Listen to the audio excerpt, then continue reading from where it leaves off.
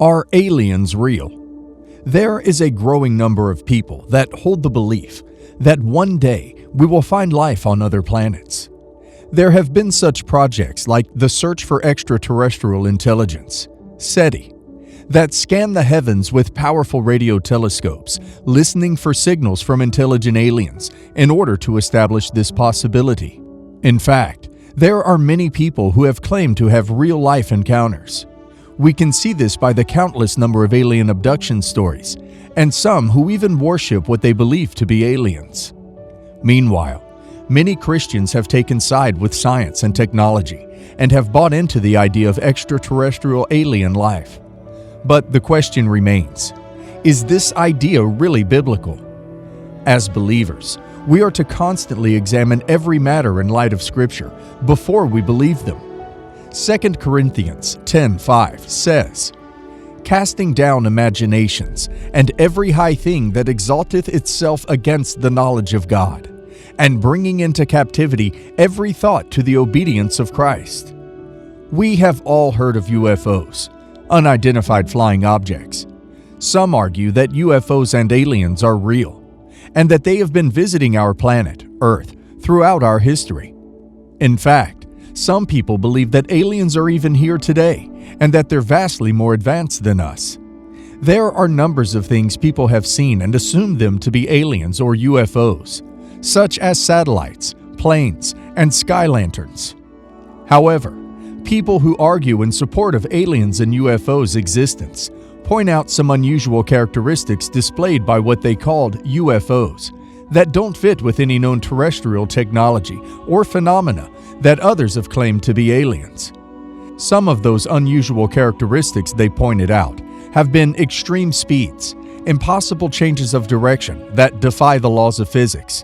That is, speeding in one direction and then suddenly changing to another at a sharp angle without any slowing down, and also blinking in and out as though a fluctuating light switching on and off. The rise in the belief and interest in UFOs and UAPs can be linked to the U.S. government acknowledging sightings of UAPs. A pair of top defense intelligence officials in May 2022 laid out the federal government's efforts to collect data about unidentified aerial phenomena at the first public hearing Congress has held on UFOs in more than 50 years. The Deputy Director of Naval Intelligence, Scott W. Bray, said that since the release last year of a report by the Office of the Director of National Intelligence, a task force responsible for studying the phenomena said its database has grown to approximately 400 reports of unidentified objects. Bray said they've received a rise in reports because people have become more comfortable in sharing these encounters seen in the sky. Now, the question is, as a believer, should I believe in aliens? Scripturally, there is no record of aliens' existence. The earth belongs to the Lord and its fullness, the world and all that dwell in it, according to Psalm 24:1. The account of how God created the universe is recorded in Scripture. We believe that there are planetary bodies, the stars, the moon, and the sun, plus other heavenly bodies. All these are scriptural. But to say there is an advanced life in another world, or planet, or what have you, is against scriptural truth. Psalm 115:16 says, "The heaven, even the heavens, are the Lord's, but the earth hath he given to the children of men." We cannot hold on to an assertion that the Scripture does not support. We believe the Bible because it is true. Although the Bible reveals that there is extraterrestrial life, it does not speak of aliens on any other planet. The extraterrestrial life the Bible speaks of is not such that science and philosophical reasoning presents to us. The Bible does not speak of aliens who live on faraway planets. It only speaks of celestial powers over this present darkness, spiritual forces of wickedness in the heavenly places. Ephesians 6:12 says, "For we wrestle not against flesh and blood, but against principalities, against powers, against the rulers of the darkness of this world, against spiritual wickedness in high places." Some have taken this passage to mean that there is another life somewhere in the universe. Meanwhile, Paul was not speaking of physical beings here, but wicked eternal spirits which are in constant spiritual warfare with believers. I personally believe that what people are encountering as aliens are really these demonic spirits deceiving people and masquerading as aliens. There is no doubt that there are some unexplainable and strange events that do happen in the sky, and that some people experience abnormal things. But rather than these events being alien in origin, they are more likely to be spiritual, and more specifically, demonic in origin. The Bible makes it clear that the earth was formed for habitation, and the other cosmic bodies were created for signs, seasons, days, and years.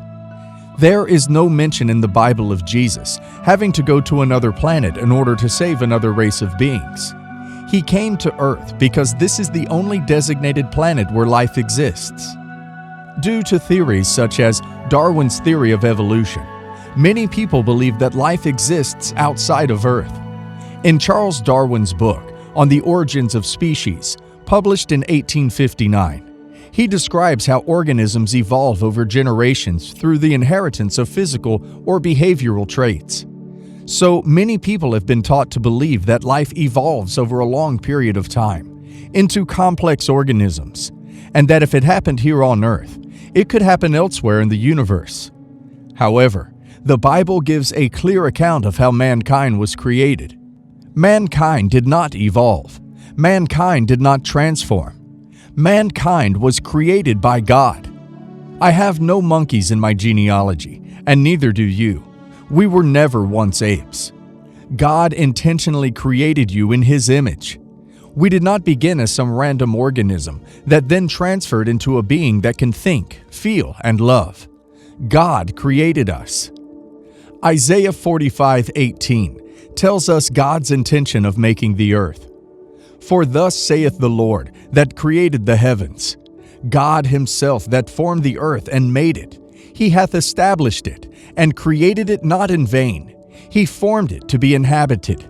I am the Lord, and there is none else. With this passage in view, the notion of alien life does not align well with Scripture. The earth is unique. God designed it for inhabitation, while the other planets have an entirely different purpose than that which the earth is created to fulfill. Therefore, they are designed to function uniquely. In Genesis 1, the account of creation is well articulated. God created vegetation on the earth on the third day, birds to fly in the atmosphere, and marine life to swim in the ocean on the fifth day, and animals to inhabit the land on the sixth day. Finally, human beings were created on the sixth day, and were given dominion over the animals and every other creation. Does the Bible give any account of the creation of life in the expanse of heaven or outer space? He does not. Therefore, from scriptural perspective, extraterrestrial life or the existence of aliens does not seem reasonable.